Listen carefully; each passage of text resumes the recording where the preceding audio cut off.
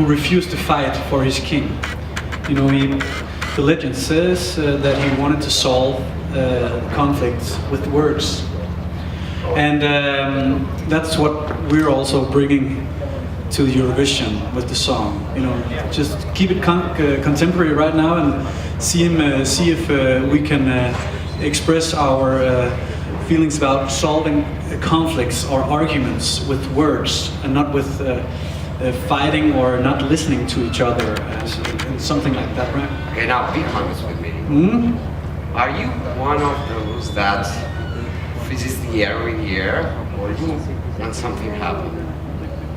I actually think I am. Yeah, right. Peaceful guy. Yeah, I'm a peaceful guy. I'm a very calm guy, actually. And what about that? Yeah, it's only me that's a calm and no. They're all very sweet and calm and peaceful guys. In Portugal, you know, if you wanted to sit between us, you could, and we would just hug you and okay. I'll think about that. If anyone wants to. Don't tell that. No, that's true. Okay. Now, actually, I watched on the internet that you have an acoustic version of your song. Would you like to sing it for us? Yeah, we could do a small taste of the acoustic version. Am I right? Because I see a guitar there. So we just need. There's a guitar here. You can land. Oh. This beautiful man who's the sixth vocalist in our group. It's here. Oh, okay. Should we just do it? No, that was for the guitar. It's already there. I can't. You're going to sing or you're going just to stand there? Okay.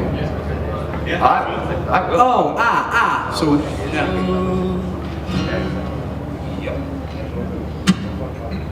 Just count, yeah. 1, 2, 3. 1, 2. Oh, freeze the arrow in the air. Make your mark and leave it hanging there.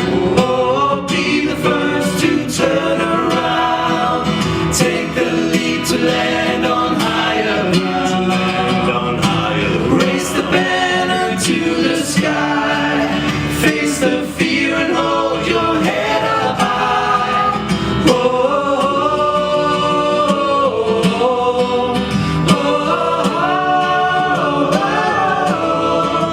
Take the lead like you were bound for higher ground.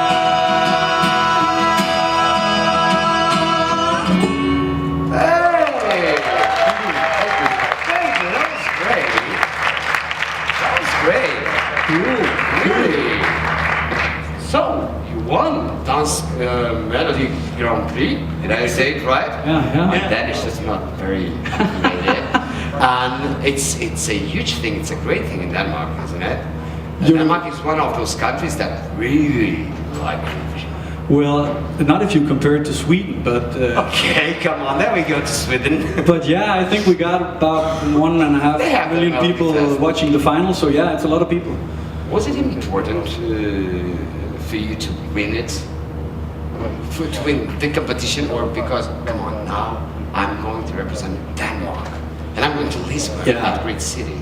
All those feelings just came a couple of days after I won, because I can truly say that I thought it was 10 great songs, very different songs. So it was all about who got it right on the evening.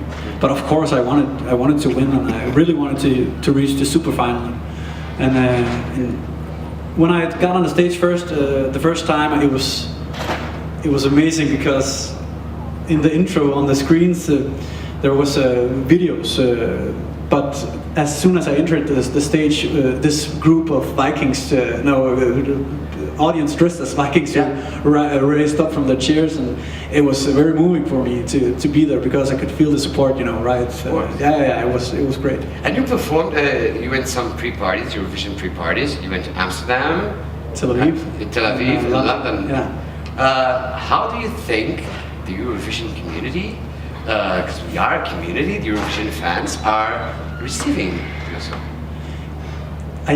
I honestly only meet and hear all the positive opinions and people coming up to me. So I think everywhere I'm going in Europe, the three parties, they've just been amazing, and the sport have been amazing. And were you a Eurovision fan before?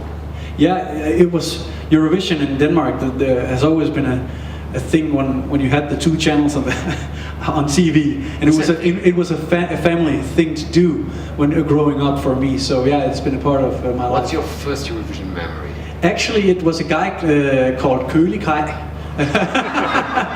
Jeg tænder på dig for, jeg kan ikke nå dig for. And it was a rap, right? But my best memory, the clearest memory, is definitely when the Olsen brothers won in Sweden. In Sweden, there we Did go they again. win in Sweden? Yeah. Right, yeah. The last two times Denmark won was in Sweden, Stockholm. We fly and ring the club, and then with only two girls. Yeah, exactly. In Malmö. So are you going to be the ones to break this tradition and start winning in Lisbon? We'll hope so. We'll do our best, definitely. Okay, it's your time. It's your time. Hi there. Hi, Alistair Birch from Europhile. I'd like to talk about beards. Beards are in right now. You can't be a hipster without a beard. So my question is, do you have any advice for maintaining a thick and luscious beard and keeping it tidy? Oh man, That's a good question. Yeah, plenty of advice. Like, really gotta keep it down, comb it, and be nice and be gentle and soft. Don't want to pull your hairs out and stuff like that. Use oils, and then beard is like beauty. Actually, it comes from inside. So you have to like let out your inner beautiful man.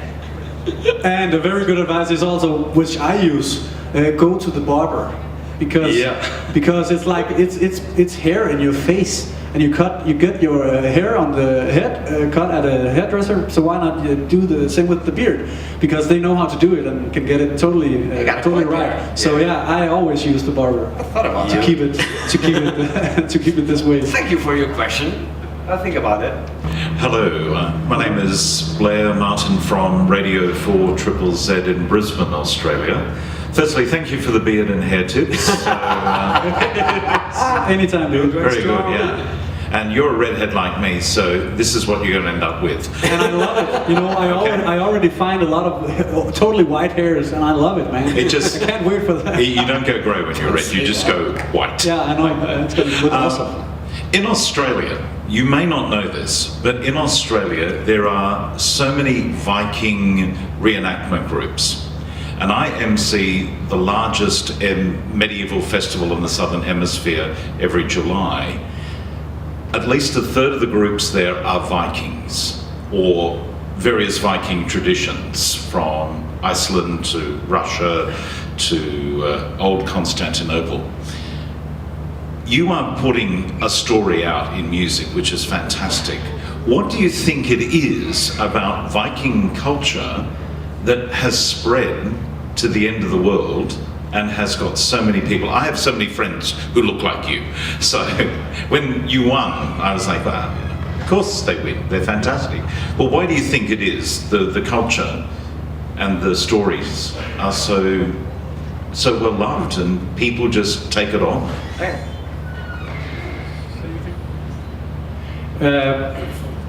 First of all, I think it's, you know, like this. It's they're very much were a brotherhood, a unit, and had the ideal of family and friendship very high. So yeah, they stood together in everything, and I think that's the most important thing. Of course, you can't relate to the hoarding and the rating. And rating and all that. But they were also traders, and like the idea of these people overpopulated in the Scandinavia, and too rough to actually be able to live together as many as they were, started to move out into the world and took their culture and their beautiful beards and hair and with them and changed. And they were big brawny men, like usually a lot higher than the standard European at the time, because they ate so much fish and meat. And, yeah, so they were just beautiful and took the world like rock stars. And the fact that it's something you can't relate to at all today. It was such a different lifestyle and lifetime at that moment. So anything that's so far away from the way we live today is exciting, and Yet we that's why the shows like Vikings and Game of Thrones are so popular. You know, Yeah, It's but things we we have the can't. family values. The Yeah, values. exactly. Yeah, that's what's exactly. important. I Yeah. think. Also, because they came from such a small country and then they've just spread out all over the Europe. That's just such a cool thing as well. So, I'm just from like Portugal, us. I can understand that. Yeah. So next question, I promised you. Mike. Go. Thank you, honey. Hello, it's James from ESU Social, and also we love Bury St Edmunds. And I'm saying that because I've not so much got a question, I just want to say thank you for changing your ways, because in 869, your guys came over and you killed my king. You shot him through with arrows, you chopped his head off, you threw it into the woods. I'm so sorry. Okay, yeah, cheers, thanks. But the reason that happened, he became a saint, and he became the first saint of England, which is absolutely awesome. So if that hadn't happened, I wouldn't be here today. So I just want to say, Rasmussen, thank you very much for changing your ways 1,000 years ago, and we're all sorted and we're happy together. My pleasure. Thank you. Just a statement. Yes, please.